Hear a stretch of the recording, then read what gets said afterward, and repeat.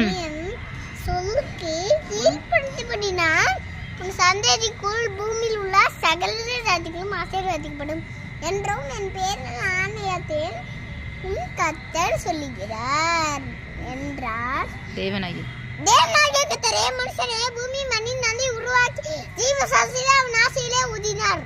அவன் ஜீவம் நான் இல்லை மேகத்தின் வைத்தேன் அது எனக்கும் என் பூமிக்கும் உண்டான உடன்படிக்கை அடையாளமாய் இருக்கும். நான் உன்னை பெரிய ஜாதியாக்கி உன்னை ஆசீர்வதித்து உன் பேரை பெருமைப்படுத்துவேன். அந்த ஜாதி எனக்கும் நீ ஆசீர்வாதமாய் இருப்பாய். அப்பொழுது அவர் என்னை காண்பவரை நான் இவ்விடத்தில் கண்டேன்.